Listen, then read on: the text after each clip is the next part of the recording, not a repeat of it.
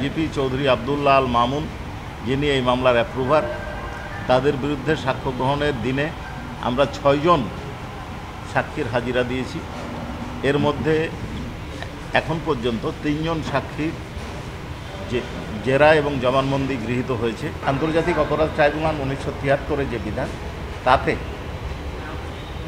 যে কোনো সরকারি সংস্থা, বেসরকারি সংস্থা, পত্রিকার রিপোর্ট, এখন তারপর ইলেকট্রনিক্স মিডিয়ার রিপোর্ট সাক্ষ্য হিসেবে ব্যবহৃত হবে। এটা আজকে নিয়ে তো মোট 35 জনের সাক্ষ্য শেষ হয়ে যাচ্ছে। জি, এর আগে আমাদের একটা ধারণা দিয়েছিলেন যে 30, 35 আর 40, মানে এখন সর্বশেষ কি বলবেন, আর কতজন উপস্থাপন করতে পারেন? এটুকু বলতে পারি +- 40। +- 40।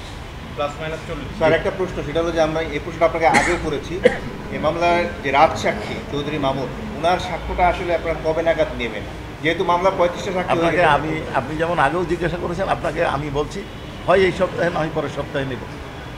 স্যার, +- 40 বললেন, তাহলে কি 35-এর এই ক্ষেত্রে বলতে পারি যে শেখ হাসিনার মামলায় সাক্ষ্য গ্রহণ শেষ পর্যায়ে?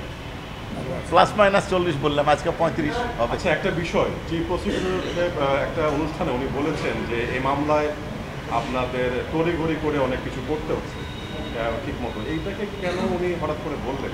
যে আপনাদের টিমেরই তো বক্তব্য। দেখুন, চিফ প্রসিকিউটর মহোদয় আপনার উদ্ধৃতি যেটা দিলেন আপনি ওনার, যে অনেক কিছু তড়িঘড়ি করে করতে হচ্ছে, হয়তো উনি কোনো একটা বিশেষ প্রেক্ষাপটে কোনো কথা বলেছেন, সেটা সামগ্রিক দিক বিবেচনা না করে কোনো মন্তব্য করা আমার পক্ষে সঠিক হবে না। যদি 40 বা 40 ± হয়, সেক্ষেত্রে কি এই সপ্তাহের মধ্যে শেষ হয়ে যাবে এমনটা মনে করেন? না, এই সপ্তাহে শেষ হচ্ছে না। স্যার, আমরা শুনেছি কালকে চৌধুরী মামুন রাজসাক্ষী দেবেন, এটা কতটুকু সত্য? হলে আপনারা জানতে পারবেন।